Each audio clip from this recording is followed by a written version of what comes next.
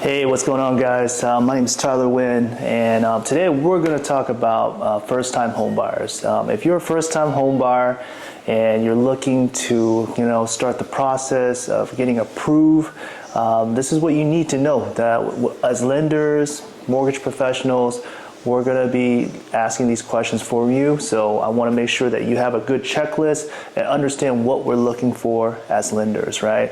So the first thing we're going to look at is we got to look at your credit score, right? So during the process, and you have a good time of buying right now, meaning that we're not doing any, most lenders are doing soft credit checks before they do a hard check. So make sure you ask that of your mortgage advisor, right? Hey, are you doing a hard inquiry or are you doing a soft check or soft credit check, right? Because that makes it, very important. And the reason why is, if you do the hard pull, there is an expiration date on those credit reports, and usually it's like 60 days. So again, for us, we usually like to do a soft credit check, and that way it doesn't affect your credit, but it shows us your scores, it shows your monthly liabilities, so we can get a better idea of what truly you qualify for. So again, we check your credit. That's number one. And if you're worried about it, about your credit score, you're like, I don't know, my credit's up to par, I had some credit issues in the past, it's still highly recommended that you let us check it, because we can maybe address these situations prior to you getting a home mortgage, right? And getting you ready to get qualified to buy that house, right? So again, don't worry about if your credit's low. Just the main thing is you as a buyer, borrower, the main thing you have to know is just tell us everything, okay? Meaning your financials, your credit scores, anything. Like if you're getting any type of, like divorce or whatever, you have to tell this to your loan officer, because we're here to help you, right? Because if you don't tell us everything, we're finding stuff out during the process, it doesn't help nobody, right? And there's, might be a chance where you might not get approved, right? And it's just, again, just be discreet, tell us everything. But again, we check your credit score, make sure it's at par. What most lenders look for is, as long as your credit score is over 600, we definitely have some type of loan product that we can offer you, right? So again, 600 is something that I personally like. As long as you're over 600 credit score, that's a positive. The second thing we look for is we don't, there's a bunch of speculation that, we look at your phone bill, electric bill, water bill, all this stuff. We don't, okay? When we pull your credit, we're looking at like car payments, minimum monthly payments for credit cards. We're looking at student loans, right? We're looking at any installment, personal loans, right? And we're only looking at the minimum monthly payments. So we're not looking at what your balance is. That does take a part or accountability of something, but the main thing is we're looking at the minimum monthly payments. And if you had some discrepancies in the past, we don't, if you had, like, say for example, hospital bills, like medical bills that you had and you haven't taken care of it or whatever, we don't even care. We don't use it. So if you have medical debt or medical collections, we don't count that against you. So that's the good news about that. Charge-offs, we don't count charge-offs. If you have any charge-offs off of your credit report, we don't count them. The only thing we do count is collections. And if you're paying child support or something like that, we do count that, right? So those are the things that we look for, we do count. And when you do have collections, the rule of thumb for most lenders is, long as if it's under $2,000, we don't count that, right? So that's the good thing. So if it's over $2,000, the rule of thumb for us is we count 5% of the total collection balance. So if you had a collections for $1,000 here, $2,000 here, $4,000 here, we're taking 5% of each of those to show the monthly liabilities against you, right? So credit is very, very important. And again, if you're worried about your credit, it's okay. As mortgage advisors, we'll try to work with you and see if we can do like something like a rapid rescore or a score navigator, where we can tell you, hey, if you can pay this credit card down or pay this credit card off, well, this will help you to qualify, get your scores higher. So that way we can get you in a loan product that will qualify. So credit, very volatile during the process. That's the first thing I always do as a mortgage advisor, is go ahead and do a soft credit check to make sure we're not wasting anybody's time. And if you have a good credit score, then we move on to the next step, which is your income, right? So income is so important, and we usually look for 2 years of work history. So as long as we have 2-year work history, that's fine. And if you're at the same job, even better. There's another, another situation where a lot of people think that, hey, I just started my job like a month ago, 2 months ago. Somebody told me since I started a new job, I don't qualify. I have to be there for 2 years. You don't.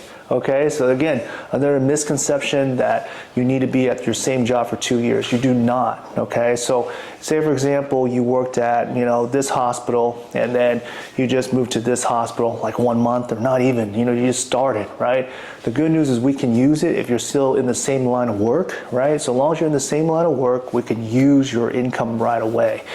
There are situations where if you're a salary, we can use that income right away. But if you're hourly, we might require a pay stub during the loan process. Before you close, we might have to see one pay stub just to verify your pay and that you're doing your full-time hourly pay, right? So again, your job history is very important. You don't have to be at the same job to qualify. It's not going to disqualify you. Now, if you were working at a hospital and now you're doing Ubering, yeah, that's something that is not going to qualify you for the loan, unfortunately, so we can't use that because you're in a different line of work, number one, and number two, you're considered self-employed if you're an Uber driver, right? That's 1099 income. But employment is very important. We always ask if you're working for a company or you're self-employed, because that's a big difference in how we qualify you for the income. So if you're W-2 employee and you're hourly, we're going to take the hourly rate wages. If you're 40 hours a week, we'll take the hourly times 40 and 40 hours, and then times that by 52 weeks, and then we get your annual income, right, to qualify. And if you do bonuses, you get bonuses, commission, or anything like that. As lenders, we take an average, right? We take a year-to-date average. And then prior to that, a year back or else 2 years back to see what the consistency of your commission pay is or your bonus pay is throughout the years, right? So again, we do take averages when you're commission or bonus pay, right? And again, if your salary, we will take your just salary amount, divide that by 12 months and qualify you for the loan. What I would say is where it gets hairy is self-employed, right? I love working with self-employed borrowers personally. So if you're self-employed, it's a totally different ball game. We have to use either a 2-year tax average or else a 1-year tax average, depending if you've been in the business or you own your business for over 5 years. If you own your business over 5 years and your credit is suffice enough where it qualifies for a conventional loan, you might be able to get away with 1 tax year, right? So we do that all the time with our clients. But again, self-employed is a different animal when it comes to income calculations, but we usually take a 2-year average. We're not taking your gross income, we're taking the net income, okay? So that means that, say you gross 200,000, after all the deductions and you have like 60,000 left, that's what we're using. We're not using 200, we're using 60,000, right? So highly recommend you talk to your mortgage advisors about that, and that way you can strategize together. If you tell them, hey, we're trying to buy this purchase price with this down payment, that gives them the idea of, hey, okay, let's look at your taxes, and if you say, for example, your taxes don't qualify, maybe you can file for the following year or even the same year, right? And we can use that. So again, self-employed income is totally different. Next one is going to be your assets. The last thing I'll probably talk about is the assets today, which is your bank, your money for closing, right? For your down payment, your closing costs. So remember, when you buy a house, there's down payment, there's closing costs that you have to factor in. And sometimes you have to factor in reserves, right? Reserves is like the future mortgage payment that you will have. Sometimes lenders want 1 to 2 months of reserves. So again, if you're planning to buy a house, make sure you save as much money as possible.